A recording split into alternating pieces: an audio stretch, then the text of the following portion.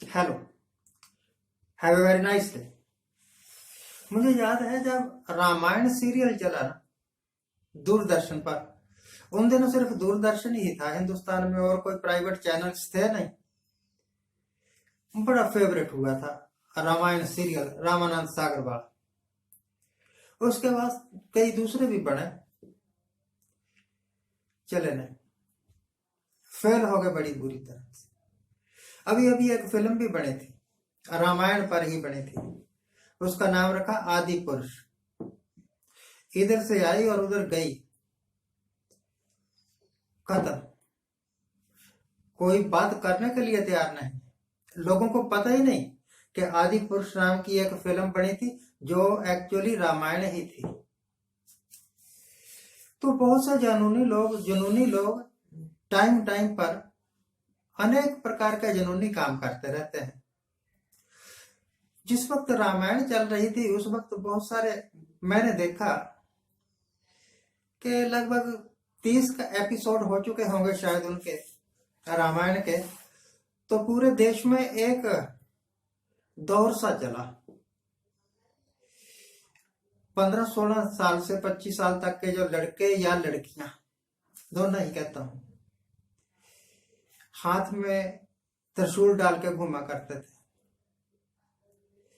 कई गले में ऐसे धागे के साथ बांध के ना त्रिशूल, फिर घूमना, और जब मिलना एक दूसरे को तो नारा लगाना जय Shri Ram.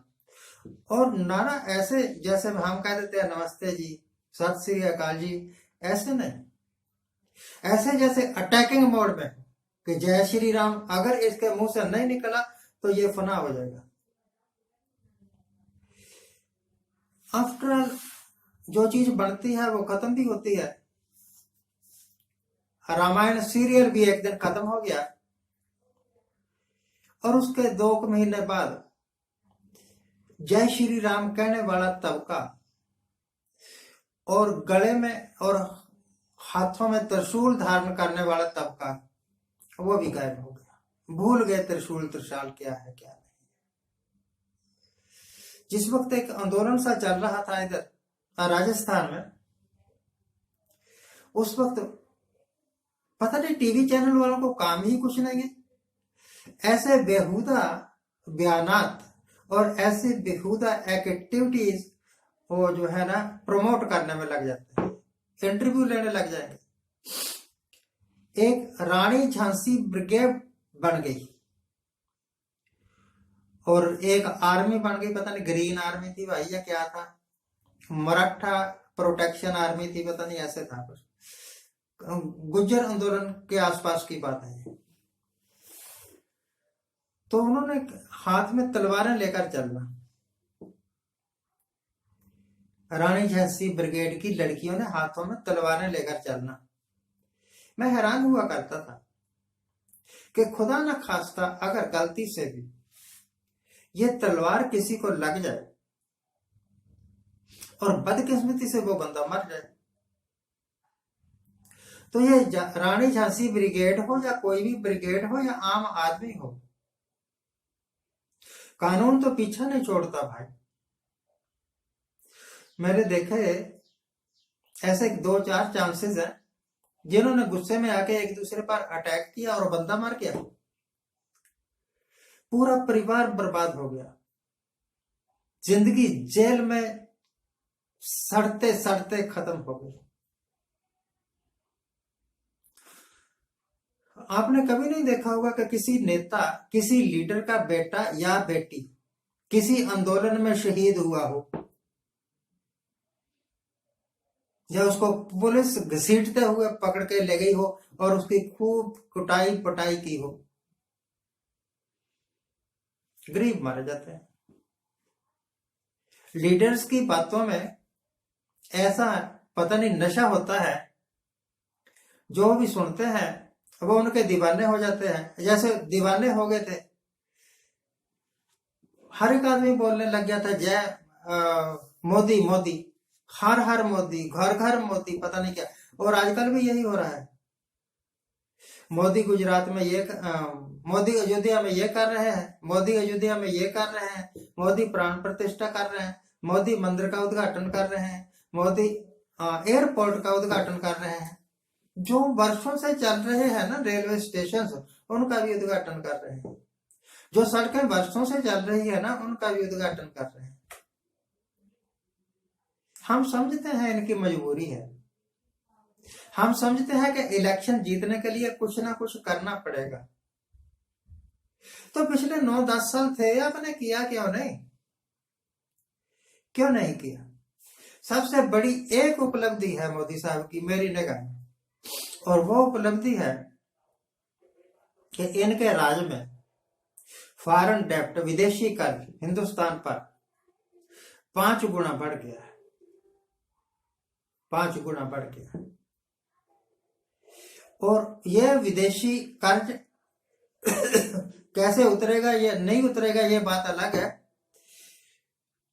International monetary fund ने हमें चेतावनी दी है, हिंदुस्तान को चेतावनी दी है कि अपनी इकोनॉमी को कंट्रोल करो, आपका विदेशी कर्ज लिमिट से ज्यादा हो चला है। क्या फायदा है आपके तरह तरह के उद्घाटन करने का, उन चीजों के भी उद्घाटन करने का जो वर्षों से चल रही है? क्या फायदा आपके तरह तरह की स्कीम्स लॉन्च करने का, अगर आप खुदा न खास्ता ये हार जाए? आने वाली गवर्नमेंट जो है ना वो सिर्फ एक बात कहेगी कि मोदी सरकार हिंदुस्तान को कर्जे में डुबोकर गया है, हिंदुस्तान के खजाने में पैसा नहीं है। तो ऐसी गवर्नमेंट, ऐसी पॉलिसी किस काम की जो देश को कर्जे में डुबो दे? ऐसे आपके लेक्चर्स किस काम के, ऐसे आपके उद्घाटन किस काम के? मोदी ने राम को पैदा नहीं किया। राम, चाहे वो श्री राम हो या भगवान राम हो, हिंदुस्तान में हजारों वर्षों से पूजा जाता रहा है। और मोदी ने उसकी फ्रेंचाइजी कब ले ली मुझे पता नहीं। और जो राम के नाम पर लोगों में एक जुनून सा पैदा करके अपना इलेक्शन जीतना चाहता है, यकीन मानिए कि वो सबसे नालायक आदमी है। राम के नाम पर वोट मांगना, राम के नाम पर इलेक्शन जीतना, यही सीखा है आपने? आपके अंदर कोई करतूत नहीं? Have you done nothing during your tenure? क्या करते रहे, क्या करते रहे? यही राम का नाम लेके अडवाणी साहब ने रथ यात्राएं की थी, क्योंकि मन साफ नहीं था, इस करके राम ने इनका साथ नहीं दिया, आज ढूंढे हुए नहीं मिल रहे। राम का नाम लेके ही इलेक्शन जीत चुके हैं 2 बार, और इस बार फिर तीसरी बार तैयारी है। मन साफ नहीं है, यकीन मानिए इनका मन साफ नहीं है। ये हिंदुस्तान के समाज को फाड़कर राज करना चाहते हैं, हमारा राज बना रहे। समाज बंटता है तो बंट जाए, चाइना हमारी जगह पर कब्जा करता है तो कर ले, हमारी सत्ता बनी रहे।